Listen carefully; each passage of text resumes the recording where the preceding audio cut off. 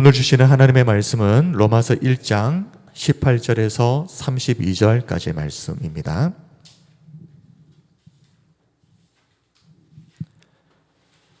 로마서 1장 18절에서 32절, 우리 한 절씩 교독하고 마지막 32절은 함께 봉독하겠습니다.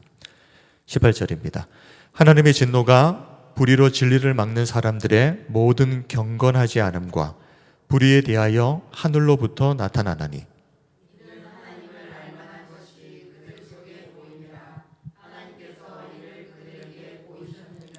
창세로부터 그의 보이지 아니하는 것들 곧 그의 영원하신 능력과 신성이 그가 만드신 만물에 분명히 보여 알려졌나니 그러므로 그들이 핑계하지 못할지니라.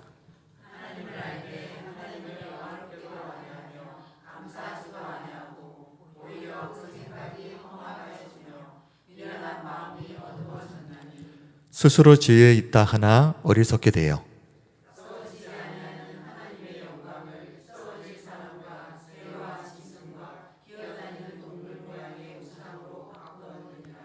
그러므로 하나님께서 그들을 마음의 정욕대로 더러움에 내버려 두사 그들의 몸을 서로 욕되게 하셨으니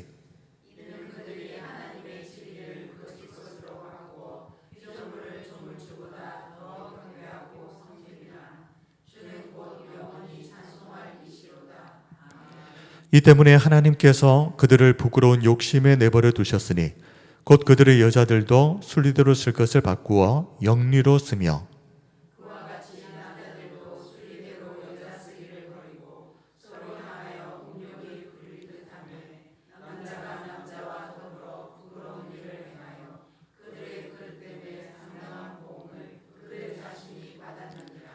또한 그들이 마음에 하나님 두기를 싫어하며 하나님께서 그들을 그 상실한 마음대로 내버려 두사 합당하지 못한 일을 하게 하셨으니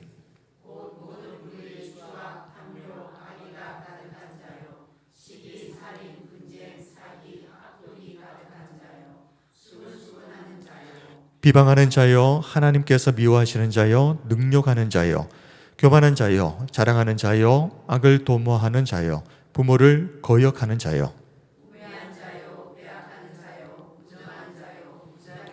함께 하겠습니다. 그들이 이 같은 일을 행하는 자는 사형에 해당한다고 하나님께서 정하심을 알고도 자기들만 행할 뿐 아니라 또한 그런 일을 행하는 자들을 옳다 하느니라. 아멘.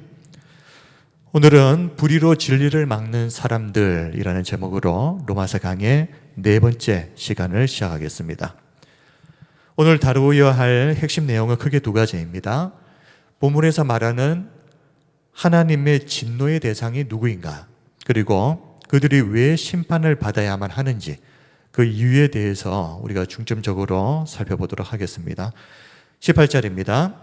하나님의 진노가 불의로 진리를 막는 사람들의 모든 경건하지 않음과 불의에 대하여 하늘로부터 나타났다 그랬습니다. 하나님의 진노는 무엇이겠습니까? 하나님은 거룩하신 분이십니다. 그리고 공의로우신 분이십니다. 그 하나님의 거룩하심과 공의에 기반해서 하나님은 절대 악을 좌시할 수가 없습니다.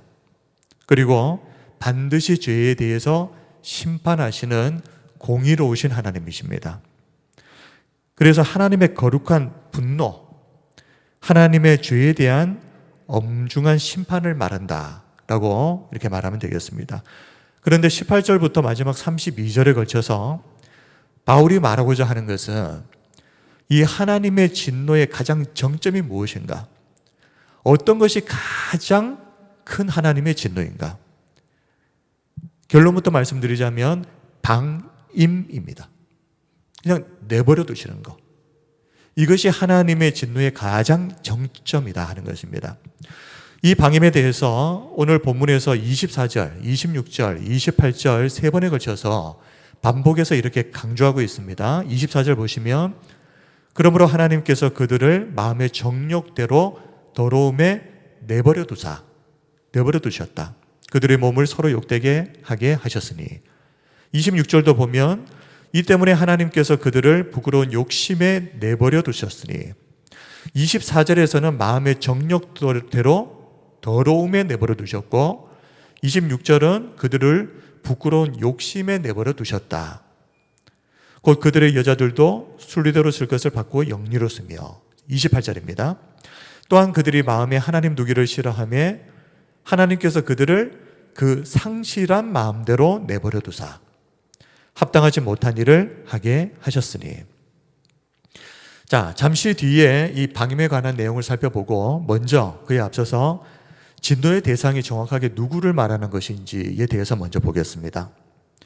18절을 보면 다시 보겠습니다. 하나님의 진노가 불의로 진리를 막는 사람들의 모든 경건하지 않음과 불의에 대하여 하늘로부터 나타났다. 하나님 진노의 대상은 불의로 진리를 막는 사람들입니다.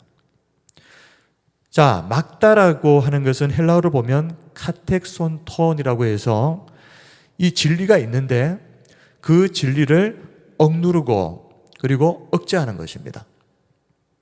즉 하나님을 알만한 것이 분명히 있습니다. 분명히 있음에도 불구하고 그 진리를 애써 인정하지 않는 것입니다. 의도적으로 하나님을 거부하고 대적하는 사람들.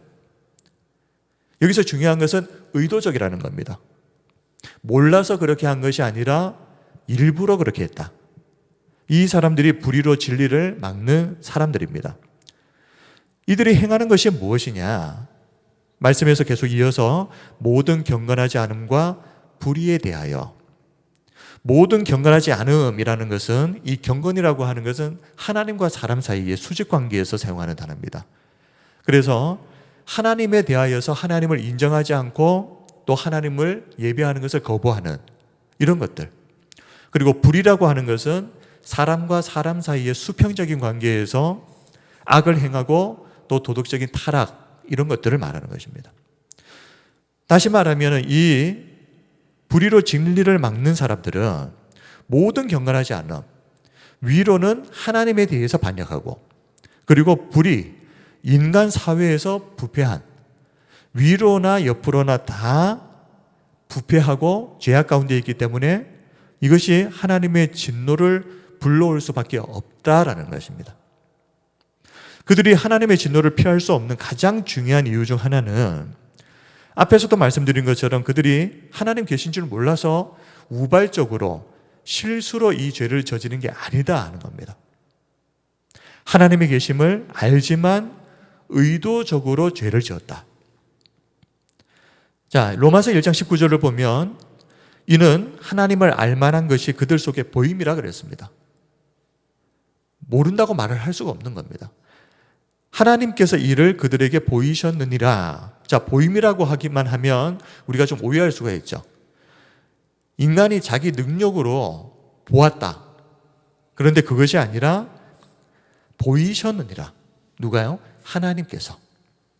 하나님께서 이를 그들에게 보이셨기 때문에 우리가 알게 된 것입니다. 하나님은 그러면 어떤 것을 보이셨습니까? 20절입니다.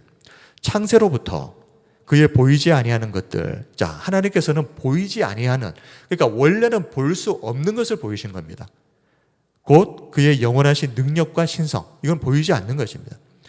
그가 만드신 만물에 분명히 보여 알려졌나니. 자, 그 보이지 않는 하나님의 능력과 신성이 만물을 통해서 하나님이 창조하신 이 세계를 통하여서 분명히 보여 알려졌다. 어렴풋이 긴가민가 이것이 아니라 분명하게, 그러므로 그들이 핑계하지 못할지니라. 영원하신 능력과 신성, 우리의 눈으로 볼 수 없습니다.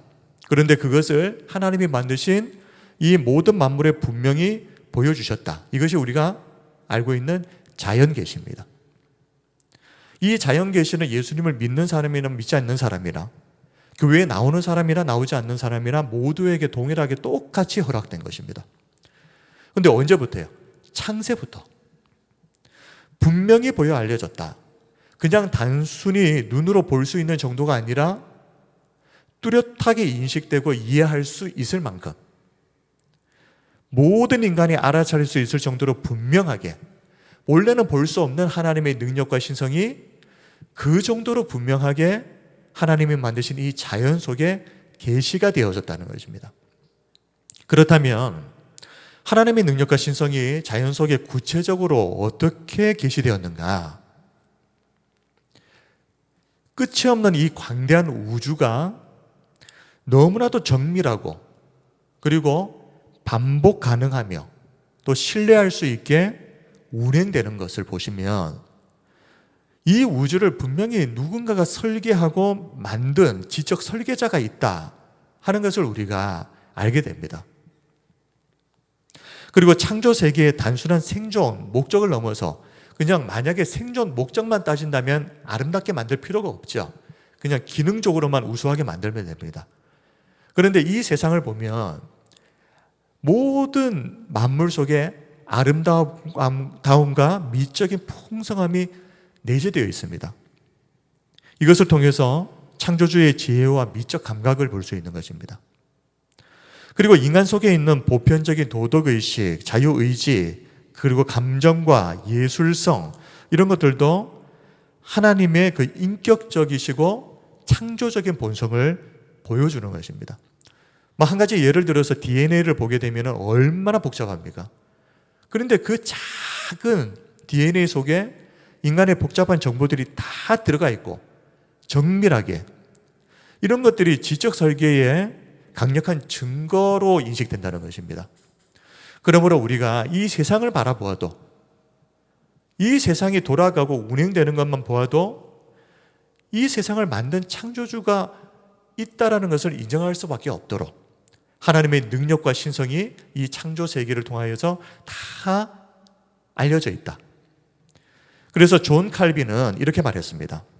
하나님께서 창조 세계를 거대한 거울처럼 펼쳐 놓으셔서 누구든지 하나님을 볼 수 있게 하셨다. 창조 세계를 거대한 거울처럼 펼쳐 놓으셔서 누구든지 하나님을 볼 수 있게 하셨다. 참 아름다운 문장이면서 이 세상에 하나님의 능력과 신성이 얼마나 아름답게 그리고 얼마나 분명하게 펼쳐져 있는지를 칼빈 선생님이 보았던 겁니다. 그러므로 그들이 핑계하지 못할지니라.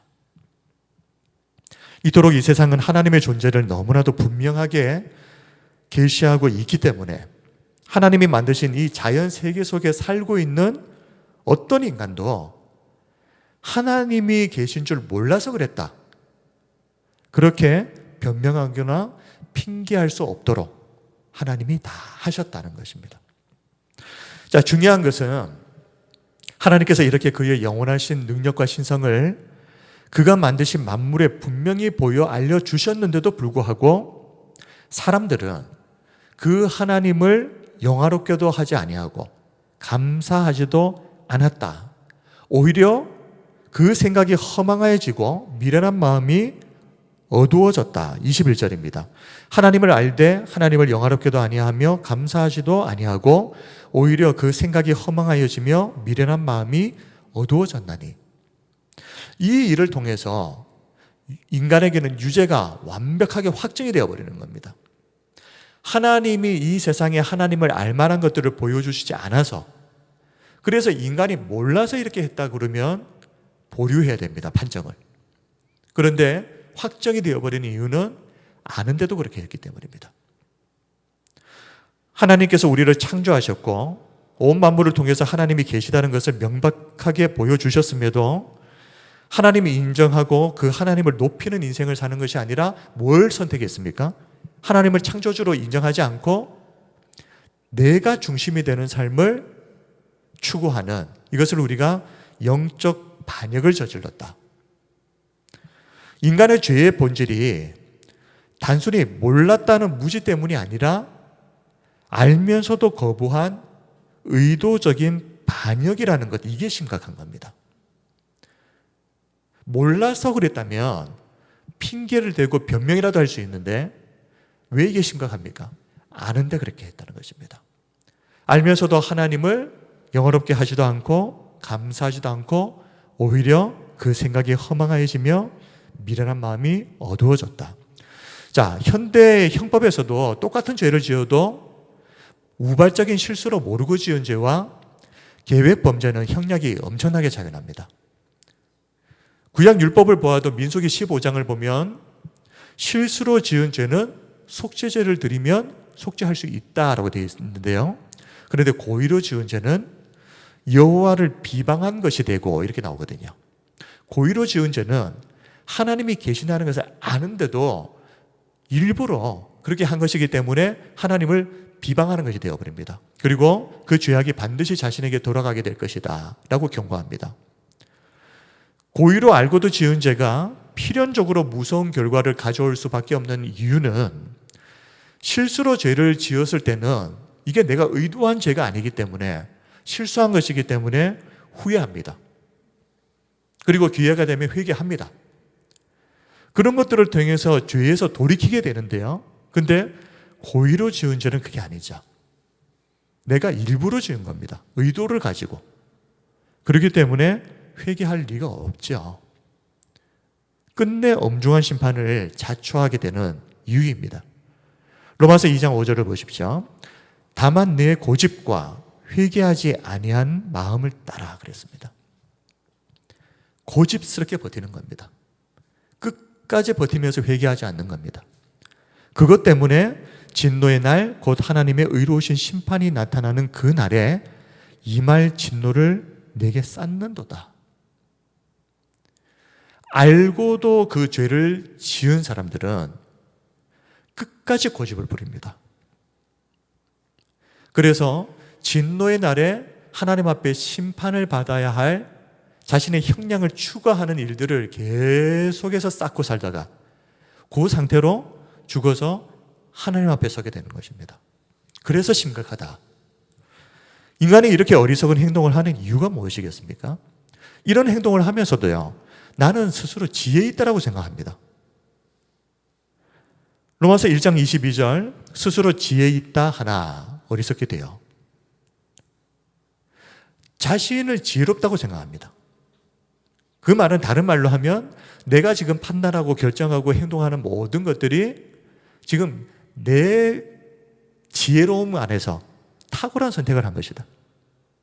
이렇게 해야 된다. 그런데 알고 보니 어리석은 행동이었다는 것이죠. 그렇게 지혜롭다고 자신을 과대평가했던 인간이 한 행동이라고는 참으로 어리석게도 썩어지지 않는 영원한 것을 썩어질 것과 바꾸어 버리는 것입니다. 로마서 1장 23절, 썩어지지 아니하는 하나님의 영광을 썩어질 사람과 새와 짐승과 기어다니는 동물 모양의 우상으로 바꾸었느니라. 썩어지지 않는 영원한 것을 잠시 있다가 없어지는 것과 바꿔버리는 겁니다. 썩어지지 않는 것은 하나님의 영광이겠죠. 썩어지는 것은 무엇입니까? 사람, 새, 짐승, 그리고 우상이라고 말하는데요. 기어다니는 동물 모양으로 만든 것, 이렇게 말합니다. 자, 동물 모양의 우상. 자, 이것이 인간이 얼마나 어리석은가 하는 것을 보여줍니다. 동물은 본래 하나님께서 인간에게 다스리라고 주신 겁니다. 아담이 동물의 이름을 지어줬죠. 동물의 이름을 지어준다는 것은 다스린다. 그리고 권위를 위임받은 자로서 아담에게 그 이름을 지어줄 수 있도록 하신 분은 하나님이시고, 원래는 하나님이 하셔야 되는 일인데 하나님께서 아담과 하와의 이름을 지어주신 것처럼 말입니다. 그런데 아담에게 그 하나님의 권한을 위임을 해주셔서 아담이 그 하나님의 일을 대리하게 되는 겁니다. 그러므로 이것은 이름을 지어줬다고 하는 것은 통치권과 주권을 상징하는 것입니다. 그러면 어떻게 해야 됩니까? 인간이 동물을 섬기는, 경배하는 이런 일은 있어서는 안 되는 것이죠. 그런데 인간의 타락한 본성은 하나님을 영화롭게 하는 것은 거부해버리고 대신 피조물, 언젠가는 썩어서 없어져 버리는 것. 그런데 그것도 피조물도 피조물 그 실체도 아니라 그 피조물의 모양을 본떠서 만든 우상을 섬기는 것을 선택해버렸다. 참으로 어리석은 결정이죠. 자, 그런데 우리 역사를 보게 되면 지금도 마찬가지겠지만 동물을 숭배하는 이것들이 역사적으로 얼마나 뿌리 깊게 인간 역사에 뿌리를 내리고 있는지 모릅니다. 이집트 같은 경우는요, 동물을 숭배한 대표적인 문명입니다. 황소, 아피스, 그리고 매, 호루스, 고양이, 바스테트, 악어, 세베크, 들개, 아누비스, 이외에도 많은 동물들을 신으로 섬겼습니다. 그리고 고대 중국에서는 호랑이, 거북이, 봉황, 고대 인도에서는 코끼리, 소, 원숭이, 뱀, 중남미 마야, 아즈텍, 잉카 문명에서는 뱀과 제규어, 독수리, 그리고 북유럽에서는 늑대, 까마귀, 사슴, 곰, 이거를 신으로 섬깁니다. 이게 인류 역사입니다. 그러면서도 사람들은 스스로 생각하기를 어떻게 생각한다고요? 나는 지혜롭다. 그런데 지혜롭다고 하는 사람이 무슨 짓을 하는지 살펴보니 이렇게 어리석은 행동을 하더라는 것입니다. 썩지 않아야 할 영원한 것을 썩어질 것과 바꾸는 것도 모자라서 동물을 섬기고, 다스리라고 주신 동물을 신으로 섬기고, 그것도 모자라서 그 동물의 모양을 본떠서 만든 우상까지도 섬기는, 지혜롭다고 하는 인간이 이런 일을 하더라. 인간은 그런데 왜 이렇게도 우상 숭배에 집착하는 것이겠습니까? 좀 이상하지 않습니까? 왜 이렇게 우상 숭배에 집착을 할까? 여러 가지 이유가 있을 수 있겠지만 오늘 로마서 1장 20절 이 본문에 한 가지 힌트가 있습니다. 20절입니다. 창세로부터 그의 보이지 아니하는 것들, 곧 그의 영원하신 능력과 신성이 그가 만드신 만물에 분명히 보여 알려졌나니 그러므로 그들이 핑계하지 못할지니라. 자, 하나님은 보이지 않습니다. 보이지 않는 하나님의 능력과 신성. 그런데 인간은 보이지 않으면 불안합니다. 그래서 보이지 않는 하나님을 보이는 우상으로 대체하려고 하는 경향이 있습니다. 사람 속에. 그것을 보여주는 대표적인 예가 출애굽기 32장을 보면 금송아지 우상이죠. 애굽에서 나온 이스라엘 백성들이 십계명을 이제 받기 위해서 모세가 산에 올라갔는데 내려오지 않으니까 두려워하는 겁니다. 그러면서 모세를 기다리지 못하고 금송아지 우상을 만들게 되는데 아론이 이 금송아지 우상을 보면서 뭐라고 이야기하는가 하면요. 출애굽기 32장 4절입니다. 아론이 그들의 손에서 금고리를 받아 부어서 조각칼로 새겨 송아지 형상을 만드니, 금송아지 우상을 만들었습니다. 그들이 말하되 이스라엘아, 이는 너희를 애굽 땅에서 인도하여 낸 너희의 신이로다. 이 금송아지가 우리를 애굽에서 인도해낸 그 하나님이시라는 겁니다. 즉 그들은 보이지 않는 하나님을 보이는 금송아지 우상으로 만들어서 두려움을 극복하려고 했던 겁니다. 보이지 않으면 불안해한다. 또 거기다가 이와 똑같은 일이 이스라엘 역사에 또다시 반복이 되는데요. 시간이 흘러서 이제 북이스라엘과 남유다가 나누어지게 됩니다. 그런데 북이스라엘의 왕이었던 여로보암이 이게 보니까요. 북이스라엘 백성들인데 이제 남과 북으로 분명히 나눠졌는데 같은 나라가 아닌데 이스라엘의 중요한 절기가 되면 성전이 예루살렘, 남유다 예루살렘에 있기 때문에 북이스라엘 백성들이 절기를 지키기 위해서 자꾸만 남유다로 내려갔다고 그러는 겁니다. 이렇게 되면 자신의 왕권에 큰 문제가 생기겠다 생각을 하고 이 여로보암 왕이 베델과 단에 금송아지 우상을 만드는, 그런데 이 금송아지 우상을 만들고 나서 똑같은 말을 합니다. 왕상 열왕기상 12장 28절 29절을 보십시오. 이에 계획하고 두 금송아지를 만들고 무리에게 말하기를 너희가 다시는 예루살렘에 올라갈 것이 없도다. 절기를 지키려고 예루살렘까지 굳이 힘들게 내려갈 필요가 없다. 그러면서 이스라엘아, 이는 너희를 애굽 땅에서 인도하여 올린 너희의 신들이라 하고 하나는 베델에 두고 하나는 단에 둔지라. 여기서 또 똑같은 말을 하죠. 베델과 단에 금송아지 하나씩 만들어 놓고 내려갈 필요 없다는 겁니다. 베델에도 금송아지 있고 단에도 금송아지가 있는데 이게 뭐냐? 애굽에서 너희를 인도해낸 하나님이시다. 그러니까 이게 하나님이다 생각하고 그냥 섬기라는 겁니다. 근데 이스라엘 백성들이 여로보암의 말을 듣습니다. 북이스라엘의 백성들이. 그들이 보기에도 보이지 않는 하나님보다는 눈에 보이는 금송아지 우상이 진짜 같으니까요. 이것이 보이지 않는 것에 대한 인간이 가진 두려움입니다.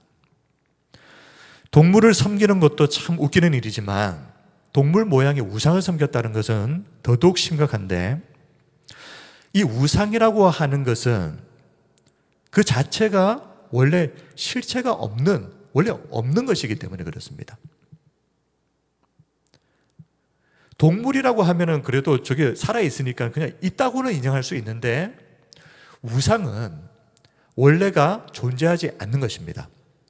그래서 고린도전서 8장 4절을 보면, 그러므로 우상의 제물을 먹는 일에 대하여는 우리가 우상은 세상에 아무것도 아니며 또한 하나님은 한 분밖에 없는 줄 아노라. 사도 바울이 그 우상에게 바친 음식을 먹는 문제에 대해서 논쟁을 하면서, 바울이 이 우상에게 바친 음식을 먹어도 사실은 상관이 없는 이유가 뭐냐? 우상이라고 하는 것이 원래 존재하지 않는 것이기 때문에 우상에게 바친 음식이라는 것도 사실상 존재할 수 없는 것이기 때문에 그렇습니다. 그러므로 그때 당시 그 고린도 지역에 어떤 이방 신상에 제물로 바쳤다가 시장에서 막 팔고 그랬거든요. 그러니까 굳이 까딱 잘못하면은 자기도 모르게 우상에게 바친 것을 모르고 그냥 먹게 되는 그런 상황들이 벌어집니다. 그런데 실수로 그렇게 먹게 되면 주변 사람들이 어떻게 그럴 수 있느냐. 근데 그게 아니다.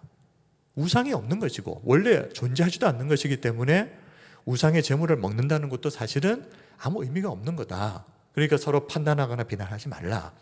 그러나 고린도전서 8장 5절에서 6절을 보면요, 비록 하늘에나 땅에나 신이라 불리는 자가 있어 많은 신과 많은 주가 있으나 그러나 우리에게는 하나님 곧 아버지가 계시니 만물이 그에게서 났고 우리도 그를 위하여 있고 또한 한 주 예수 그리스도께서 계시니 만물로 그로 말미암아 우리도 그로 말미암아 있느니라.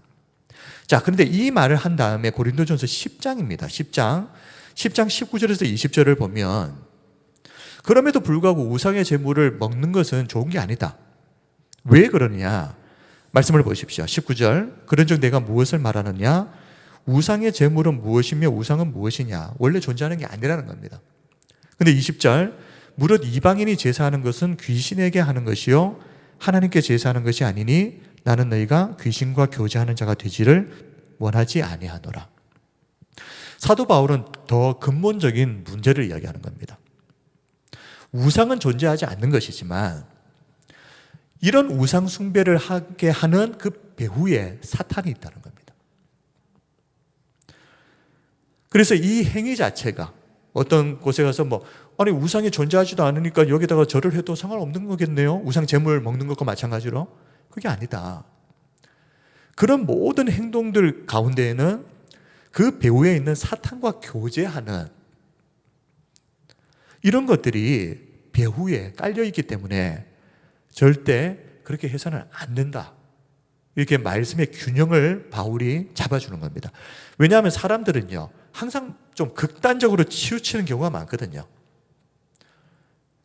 예를 들어서 사도 바울이 만약 우상의 제물을 먹는 거 아무 문제 없다 그러면 우상 제물만 찾아다니면서 일부러 먹는 사람들도 생깁니다.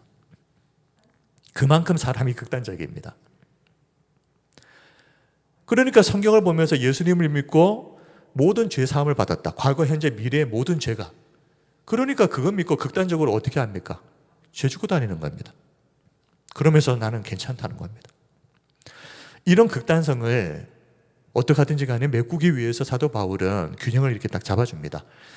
일단 중요한 것은 우상은 원래 그 존재 자체가 없는 것이다. 이것을 말하는 겁니다. 그런데 그런 우상을 섬긴다는 것이 얼마나 어리석은 일이냐. 자, 이쯤에서 우리가 한 가지 중요한 점을 생각하고 넘어가야 됩니다.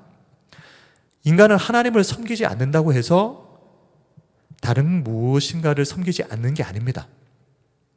하나님을 섬기지 않으면 다른 것을 섬기게 되어 있습니다. 단기 섬김과 예배의 대상만 바뀌는 겁니다. 이것을 우리가 인간의 종교성이라고 합니다. 문제는 이 종교성을 가지고 하나님을 섬겨야 되는데 엉뚱하게도 우상을 섬기더라.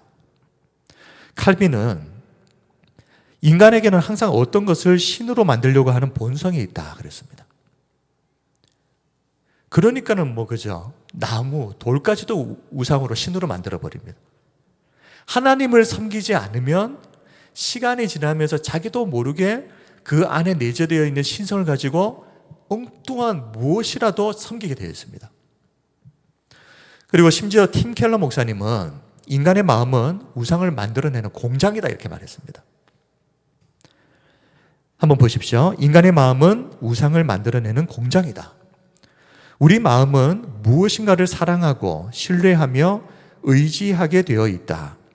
하나님을 떠난 자리는 절대로 공백으로 남아있지 않고 반드시 다른 신이 그 자리를 차지한다. 그러므로 하나님 섬기지 않아도 나는 무신론자다. 다 거짓말입니다. 무엇이든 간에 섬기게 되어 있습니다. 그런데 뭔가를 섬겨야 된다면 바른 것을 섬겨야 되고 또 그분은 하나님이셔야 되는 것이죠. 게다가 우상을 섬기는 사람들은 어떤 면에서는 하나님을 섬기는 성도들보다 훨씬 더 열정을 가집니다. 희한하죠. 바른 것에 대해서는 열정을 잘 안 냅니다. 하자 그러면 과하다 그럽니다. 그런데 이상하게 하나님이 아닌 엉뚱한 것을 섬기는 사람들은요, 이상할 정도로 이해가 안 될 정도로 자꾸만 열심을 내더라고요. 로마서 1장 25절, 이는 그들이 하나님의 진리를 거짓 것으로 바꾸어 피조물을 조물주보다 더 경배하고 섬김이라. 주는 곧 영원히 찬송할 이시로다. 아멘. 더 경배하고 섬긴답니다. 우리 주변에서도 이런 일들을 종종 보지 않습니까? 그 미신이나 그런 것들을요, 섬기는 사람들은 상상을 초월합니다. 그리고 지난번에도 한번 말씀드렸지만 이단들 중에 신천지, 사람들을 무릎 꿇어놓고 성경 시험 치고 떨어지면 그냥 그렇게 합니다. 교회에서 그렇게 안 하잖아요. 왜 안 하겠습니까? 그렇게 하면 다 가버리니까. 근데 신천지는 그렇게 합니다. 그걸 보면서 이거 뭐가 바뀌어도 너무 많이 바뀌었다. 이상하다 이거. 저렇게 하는데 왜 저 사람들 저기 엉뚱한 곳에 왜 저렇게 붙어 있을까? 그 뿌리를 찾아가 보면 그게 인간의 죄된 본성입니다. 인간의 죄된 본성은요, 앞에서도 말씀드린 것처럼 스스로 나는 지혜롭다 생각합니다. 내가 판단하고 결정한 것은 무조건 잘한 것일 것이다. 이렇게 착각합니다. 그러면서 하나님은 버리고 엉뚱한 것을 섬깁니다. 그런데 하나님을 섬겼을 때도 그렇게 열심히 안 되던 사람들이 엉뚱한 거 섬길 때는 엄청나게 열심히 하더라. 이게 어디서부터 나온 거냐? 인간의 죄된 본성이라고 하는 것이 그렇게 되어 있는 겁니다. 하나님을 본능적으로 거부하게 만듭니다. 그리고 그 빈자리를 다른 것으로 채웁니다. 자, 가장 심각한 것은 교회를 다니면서도 여전히 마음에 우상 하나 정도 두고 살아가는 현대 그리스도인들. 주일에는 예배 나가고 평일에는 점집 가고 그리고 하나님보다 더 사랑하는 인생의 우상들을 붙잡고 살아가는 그리스도인들. 믿지 않는 사람들을 우리가 그렇게 걱정하고 염려할 필요가 뭐가 있겠습니까? 정말 심각한 문제는 우리들 속에도 이런 변형된 우상숭배의 경향들이 나타난다 하는 겁니다. 이스라엘 백성들이 그렇게 하나님과 우상을 더불어서 섬기지 않았습니까? 역사적으로 보면 여호수아 24장 14절 15절을 보면 여호수아가 이스라엘 백성들에게 하나님과 우상 둘 사이에서 머뭇거리지 말고 이제는 좀 선택해라. 14절 15절입니다. 그러므로 이제는 여호와를 경외하며 온전함과 진실함으로 그를 섬기라. 너희의 조상들이 강 저쪽과 애굽에서 섬기는 신들을 치워버리고 여호와만 섬기라. 만일 여호와를 섬기는 것이 너희에게 좋지 않게 보이거든 너희 조상들이 강 저쪽에서 섬기는 신들이든지 또는 너희가 거주하는 땅에 있는 아무리 족속의 신들이든지 너희가 섬길 자를 오늘 택하라. 오늘 오직 나와 내 집은 여호와를 섬기겠노라. 여호수아가 왜 이런 말을 했겠습니까? 이스라엘 백성들은 하나님을 섬긴다고 하면서도 우상을 더불어서 섬기는 것을 아무런 문제의식도 느끼지 못했던 겁니다. 가나안 입성을 앞두고 여호수아는 이제 더 이상 머뭇거리지 말고 확실하게 결단하고 선택해라. 하나님을 섬길 거면 하나님을 섬기고 우상을 섬길 것 같으면 우상을 섬겨라. 이게 뭐냐? 하나님 섬긴다고 그러면서 우상도 같이 섬기는, 도대체 이게 어떻게 된 일이냐? 마태복음 6장 24절, 한 사람이 두 주인을 섬기지 못할 것이나 혹 이를 미워하고 저를 사랑하거나 혹 이를 중히 여기고 저를 경히 여김이라. 너희가 하나님과 재물을 겸하여 섬기지 못하느니라. 그런데 실제로 우리의 삶을 보면 우리는 이게 가능하다라고 생각합니다. 하나님보다 더 사랑하는 물질, 자식, 내 인생의 성공, 이런 것들 사람이 당연히 그거 붙잡고 사는 게 당연한 거지. 근데 문제는 그걸 하나님보다 더 중요하게 여기더라는 겁니다. 그런데도 그런 우상 가지고 사는 것이 오히려 정상적인 것처럼 생각하는 것. 이스라엘 백성들이 그랬고 또 신약 시대에 수많은 성도들이 그런 잘못을 저질렀기 때문에 예수님께서는 두 주인을 섬기는 것은 있을 수가 없는 일이다. 그건 원래 그게 가능한 게 아닌 거예요. 하나님께서 우리에게 말씀하실 때 이것이 기회입니다. 한 번씩 우리도 모르게 우상과 하나님을 더불어 섬기는 그런 삶이 있었다면 말씀을 주실 때 다시 한번 정신을 바짝 차리고 반드시 그 회색 지대에서 벗어나셔야 됩니다. 영원하신 하나님을 버리고 썩어져 버릴 우상을 섬긴 결과가 그러면 무엇이었는가? 로마서 1장 24절 25절이거든요. 한번 보겠습니다. 그러므로 하나님께서 그들을 마음의 정욕대로 더러움에 내버려 두사 그랬습니다. 그들의 몸을 서로 욕되게 하게 하셨으니 이는 그들이 하나님의 진리를 거짓 것으로 바꾸어 피조물을 조물주보다 더 경배하고 섬김이라. 주는 곧 영원히 찬송하시리로다. 아멘. 자, 앞에서도 말씀드렸습니다. 하나님께서 우리를 심판하실 때 가장 큰 심판의 정점, 하나님의 진노의 정점이 뭐라고 그랬습니까? 방임. 그냥 죄짓도록 내버려 두시는 겁니다. 그냥 너희들이 이제 알아서 해라. 더 이상 나는 관여하지 않는다. 하나님께서 징계를 하신다면 그것은 하나님이 우리를 미워하신다는 증거가 아니라 하나님이 여전히 아직도 우리를 사랑하시고 우리를 포기하지 않으셨구나 하는 증거입니다. 만약에 내가 죄를 짓고 말씀이 아닌 엉뚱한 방향에서 살아가는데도 아무런 일도 없다. 그러면 방임. 그냥 그렇게 살다가 끝나라. 심판받고 그냥 끝나라. 내버려 두시는 겁니다. 이거를 축복이라고 이야기하면 안 되는 거죠. 가장 무서운 진노가 있는 것입니다. 그 자체가. 그런데 하나님이 우리가 조금만 잘못해도 가만두시지는 않는다. 징계하시고 채찍질하시고 그러면 철없는 애들처럼 하나님 나를 미워하시는가 봐 이런 소리 하면 안 되는 겁니다. 그런데 그런 생각이 들죠. 사실 인간인데 아유 그냥 좀 넘어가시지. 아니 저 박 집사님은 김 집사님은 정 집사님은 정 집사라고 해야 되는데 정 집사님은 저러면서도 하나님이 그냥 가만히 내버려 두시는데 나는 무슨 조그마한 죄만 지어주려도 하나님이 그냥 넘어가는 법이 없어. 그 정 집사님이 복받은 게 아니라 작은 죄도 항상 세밀하게 진노하시는 그 사람이 복받은 사람입니다. 잠언 3장 11절 12절 내 아들아 여호와의 징계를 경히 여기지 말라. 그 꾸지람을 싫어하지 말라.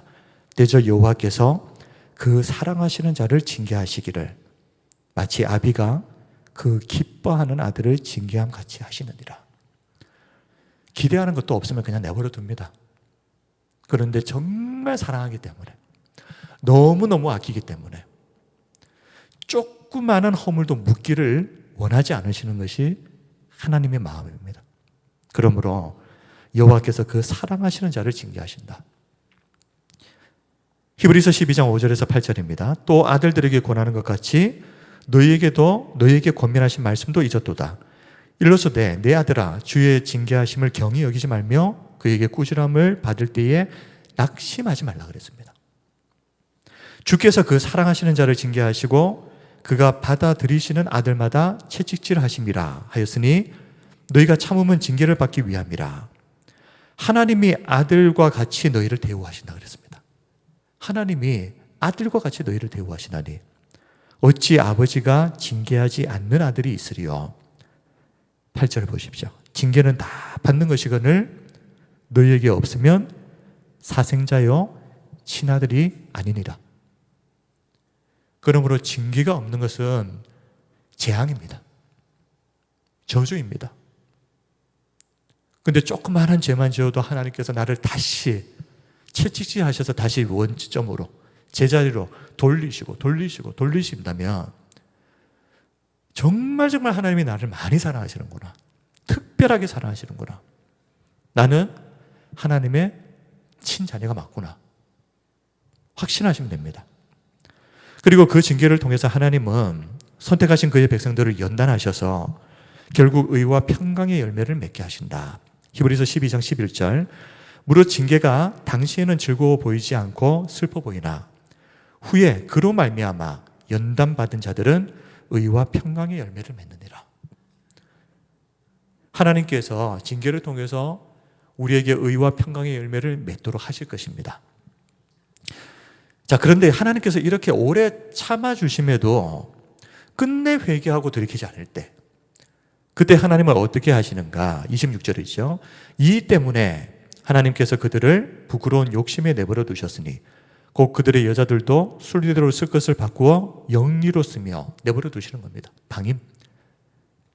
이 때문에 인간이 끝끝내 하나님의 진리를 거부하고 도리어 썩어 없어질 우상을 섬기고 하나님을 대신해서 다른 것들을 신으로 섬기고 할 때 하나님께서 그들을 방임해버리시는데 그 결과가 무엇이냐 하면 여러 가지가 있겠지만 그 중에 아주 심각한 문제가 성적인 타락으로 반드시 이어진다 하는 것을 보여주는 것이 26절 이 말씀입니다. 그리고 27절을 보면 그와 같이 남자들도 자, 앞에서는 26절에서는 그들이 여자들도 그리고 27절에서는 그와 같이 남자들도 순리대로 여자 쓰기를 버리고 서로 향하여 음욕이 부릴 듯하며 남자가 남자와 더불어 부끄러운 일을 행하여 그들의 그릇 때문에 상당한 보응을 그들 자신이 받았느니라. 이 상당한 보응이라고 하는 것이 1차적으로는 에이즈와 같은 질병이라고도 할 수 있겠죠. 레위기 18장과 20장을 보면 이런 동성애, 이 동성애를 가증한 일로 규정을 하고 엄격하게 금지하고 있습니다.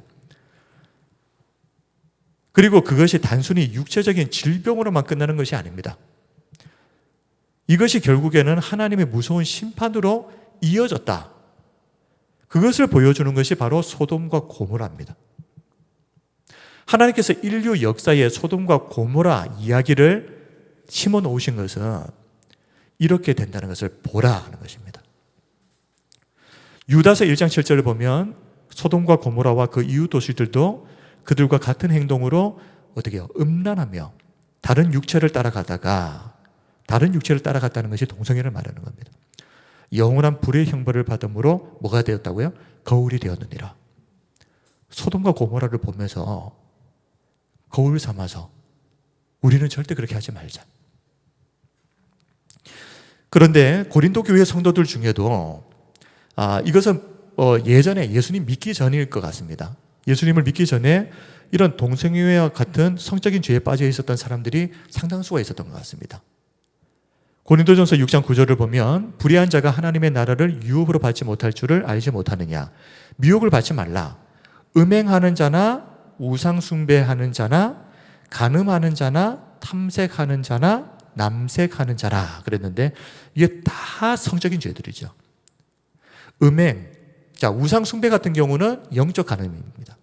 다른 것들은 육체로 짓는 성적인 죄라면 우상 숭배는 영적인 간음. 그러니까 결국에는 성적인 죄하고 연결이 되는 겁니다. 자, 간음하는 자나 뒤에 보면 탐색하는 자, 남색하는 자가 나오는데요. 탐색이라고 하는 것은 말라코이라고 해서 이 탐색과 남색을 같이 한 쌍으로 봐야 됩니다. 왜 그러냐 하면 이 탐색, 말라코이는 이제 동성애자들 중에도 남자 역할을 하는 사람이 있고 여자 역할을 하는 사람이 있잖아요. 이 둘 중에 탐색이라고 하는 것은 그 여자 역할을 하는 수동적인 동성애자. 그러니까 어떻게 보면 이게 조금 그렇지만 당하는 어떤 그런 입장. 그리고 남색이라고 하는 것은 아르스테 호이타이라고 하는 것은 이제 남자 역할을 하는 능동적인 역할을 하는 동성애자를 말합니다. 그러니까 결국에는 고린도전서 6장 9절을 보면 고린도 교회 안에 예수님 믿기 전에 이런 동성애자들이 있었단 말입니다. 고린도는 참 그런 것들이 너무나도 자연스럽게 그렇게 될 수밖에 없었던 것이 고린도가 당시 무역의 중심지였기 때문에 각국의 각 나라의 상인들 몰려드는 곳이었고 그러다 보니 다양한 문화가 막 섞여 있는 곳입니다. 성적으로 타락한 도시들 중에 도시였습니다.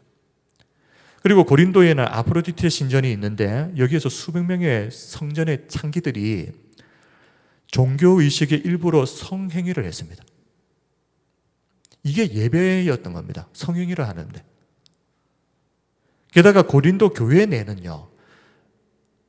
심지어 어떤 일까지 있었는가 하면 계모와 동침하는 아들. 고린도전서 5장 1절에서 2절 너희 중에 심지어 음행이 있다 함을 들으니 그런 음행은 이방인 중에서도 없는 것이라. 어떤 것이었습니까? 누가 그 아버지의 아내를 취하였다 하는도다. 그 아버지의 아내는 이제 새 부인. 그러니까 이 아들 입장에서는 계모가 되는 거죠. 2절 그리하고도 너희가 오히려 교만하여져서 어찌하여 통한이 여기지 아니하고 그 일 행한 자를 너희 중에서 쫓아내지 아니하였느냐. 더 심각한 문제가 뭐였습니까? 세상에서도 있지 않는 일이 교회 안에서 벌어졌고 더 심각한 것은 교회에서 치리도 하지 않는 겁니다. 당시 고린도 교회가 죄를 그냥 적당하게 용인해버리는 분위기였다. 이런 자들은 하나님의 나라를 유업으로 받을 수 없다라고 10절에 말합니다. 고린도전서 6장 10절 도적이나 탐욕을 부리는 자나 술 취하는 자나 모욕하는 자나 속여 빼앗는 자들은 하나님의 나라를 유업으로 받지 못하리라. 자, 그럼에도 불구하고 이런 엄청난 죄를 지었음에도 불구하고 그런 자들이 하나님의 은혜로 죄를 씻고 거룩함과 의롭다 하심을 받을 수 있다는 겁니다. 고린도전서 6장 11절입니다. 너희 중에 이와 같은 자들이 있었다는 말이죠. 그런데 주 예수 그리스도의 이름과 우리 하나님의 성령 안에서 씻음과 거룩함과 의롭다 하심을 받았느니라.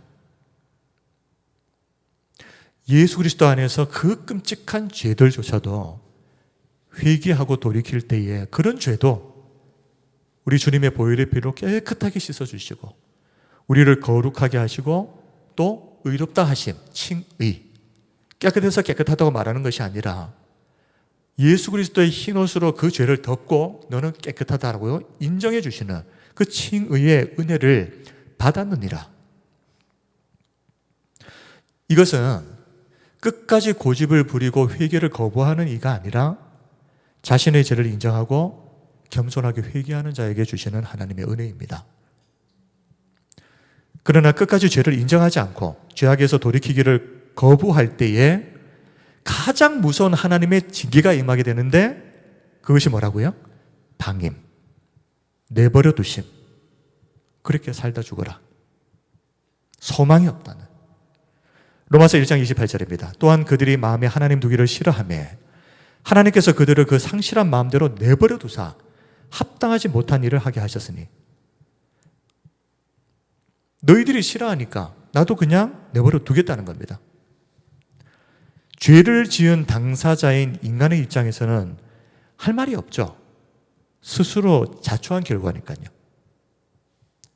그런데 안타까운 것은 스스로 그렇게 심판을 자초해놓고도 죄를 지은 것도 내가 지었고 끝까지 회개하지 않고 돌이키지 않은 것도 내가 그렇게 했는데 결국은 또 하나님 원망한다는 겁니다. 이것이 인간의 죄의 본성입니다. 끔찍한 본성이죠. 하나님이 아무리 기회를 주셔도 끝까지 거부하고 끝까지 고집부리고 죄 짓고 회개하지 않고 버텨놓고, 그래서 결국에는 그 죄에 대한 징계가 임했을 때는 또 누구를 원망한다고요? 하나님을 원망한다. 이것이 인간의 완악함입니다. 29절 31절에서 다시 불의로 진리를 막는 사람들이 누군가, 그리고 하나님을 거부한 이들이 어떤 일들을 행하는지에 대해서 좀 더 구체적으로 언급하는데 그냥 읽고 넘어가겠습니다. 29절부터 31절. 곧 모든 불의, 추악, 탐욕, 악의가 가득한 자요, 시기, 살인, 분쟁, 사기, 악독이 가득한 자요, 수군수군하는 자요. 자, 잘 들으십시오. 수군수군하는 자요, 비방하는 자요,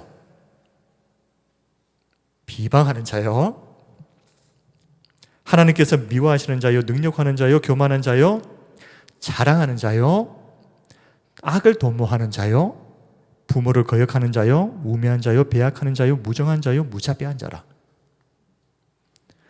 불의로 진리를 막는 사람들이 하나님께서 방임하고 내버려 두시니까 이런 일들을 하더라는 겁니다. 이런 일들을. 게다가 인간의 이 완악함, 죄된 본성이라고 하는 것은 자기 혼자 죄짓고 망하는 것에서 그치지 않습니다. 절대 그렇게 끝나지 않습니다. 인간의 악함의 절정은 이 같은 일이 잘못되었다는 거 다 아는데 이렇게 살다가는 사형이다, 죽음밖에 없다라는 것을 다 아는데, 그리고 하나님께서 그렇게 정하셨다는 것도 아는데 그것을 알고도 죄를 지을 뿐만 아니라 더 나아가서 자기처럼 그렇게 똑같은 죄를 짓고 있는 사람들을 향해서 아무 문제 없다, 잘했다라고 하는 사람들. 로마서 1장 32절이 그 말씀입니다. 그들이 이 같은 일을 행하는 자는 사형에 해당한다고 하나님께서 정하심을 알고도 그랬습니다. 알고도, 아는데도 자기들만 행할 뿐 아니라 또한 그런 일을 행하는 자들을 옳다 하느니라. 죄를 조장하는 것까지 나아갑니다. 그냥 혼자 죄 짓고 망하고 끝내면 그나마 다행인데 온 사방을 돌아다니면서 그 죄를 전염시키면서 다니는 겁니다. 그러면서 그거 해도 괜찮아, 문제 없어, 그러면서 사람들을 세뇌를 시키고, 이런 사람들, 이런 완악한 사람들이 바로 오늘 바울이 말하고자 하는 불의로 진리를 막는 사람들이다. 자, 이런 내용을 우리가 알고도 하나님께서 죄인을 심판한다고 하실 때에 하나님 너무하다고 말할 수 있겠습니까? 이 내용을 알면 그런 말을 이제 못하는 겁니다. 하나님이 어떤 죄인을 불러서 회개할 수 있는 기회를 주셨는지, 또 그 사람이 회개하기까지 얼마나 하나님이 참고 오랫동안 기다리셨는지, 하나님이 용납하신 죄가 얼마나 심각한 죄였는지, 그것을 우리가 안다면 죄인을 심판하시는 하나님을 보면서 하나님 너무하시다, 이런 말 못하는 겁니다. 그리고 사실 알고 보면 하나님은 그냥 내버려 두신 겁니다. 그냥 뭘 다른 일을 하신 것이 아니라, 죄를 짓겠다고 저렇게 몸부림을 치니, 끝까지 하나님의 말씀을 거부해 버리니 그냥 하나님께서 손을 대셨을 뿐입니다. 그러면은 죄인인 인간이 스스로를 몰락으로 몰아넣은 당사자 아닙니까? 그럼 자기가 책임져야죠. 그런데도 하나님이 징계하시면 나한테 왜 이런 일이 일어나냐고 모든 책임을 오히려 하나님께 뒤집어 씌워버리는, 이런 것을 보고도 우리가 인간에게 스스로 구원을 이룰 만한 희망이 있다라고 생각할 수 있겠습니까? 인간이 어떤 존재인지를 정확하게 알게 되면 인간에게는 단 1%도 스스로를 구원할 수 있는 능력이 없다는 것을 인정하게 됩니다. 로마서 이 말씀을 통해서, 그리고 고린도전서 이 말씀들을 통해서 오늘 우리가 반드시 기억해야 되는 것은 이것이 인간이다 하는 것입니다. 하나님께서 그나마 우리를 붙들어 주시고 징계하시고 해서 원래 자리로 돌려주시고 해서 그나마 이 정도 온 것이지, 하나님이 우리를 그냥 내버려 두시고 방임하셨다면 우리의 죄악이라고 하는 것은 끝이 없습니다. 죄는 끝이 없습니다. 적당하게 죄짓다가 끝나는 법은 없습니다. 소돔과 고모라를 보십시오. 성적인 죄에 빠지니까 결국에는 그것으로도 정상적인 관계에서 만족하지 못하는 상황까지 가버리고 끝이 없이 달리다가 결국에는 동성애까지 가버리고 나중에는 동물, 수관까지 가버립니다. 끝이 안 나는 겁니다. 우리가 지금 그나마 이 정도로 정상적인 모습으로 있을 수 있는 것은 하나님이 우리가 범죄하고 넘어지고 흔들릴 때마다 우리를 징계하시고 붙잡아 주셨기 때문에 그래서 여기까지 올 수 있다는 것을 우리가 꼭 기억하고 정말 감사했으면 좋겠습니다. 말씀을 정리하겠습니다. 바울이 로마서 1장 18절에서 32절에 이르기까지 이 긴 본문을 할애해서 하나님을 대적하여 불의로 진리를 자신만 막을 뿐 아니라 다른 사람들까지 막는 이런 인간의 참혹한 죄된 본성, 이것을 언급하는 것은 인간에게는 스스로를 구원할 수 있는 능력이 단 1%도 없다. 그러니 기대도 하지 마라. 오직 하나님께만 구원이 있다는 것을 믿고 이전에 자신을 의지하려고 하고 하나님이 아닌 다른 것들을 우상으로 세워놓고 그것을 붙잡으려고 했던, 의지하려고 했던 그런 모든 것들을 완벽하게 단절하고 청산하라. 이 의도가 담긴 말씀이 오늘 우리에게 주시는 로마서 1장 18절에서 32절 말씀이라고 생각합니다. 그리고 하나님이 우리를 징계하실 때 이것이야말로 하나님이 아직도 우리를 포기하지 않으셨다는 증거, 우리를 지금도 사랑하신다는 증거인 것을 알고 감사하자. 누구나 사람 살면서 실수할 수 있습니다. 그러나 문제는 실수는 할 수 있지만 하나님이 회개할 수 있는 기회를 주실 때 회개하고 돌이켜서 다시는 그 죄에 거하지 않는 것입니다. 지독한 인간의 이 완악함을 회개하고 우리 모두 다시 하나님께 돌아갑시다. 그러면 하나님께서 우리를 선하게 인도하여 주실 줄 믿습니다.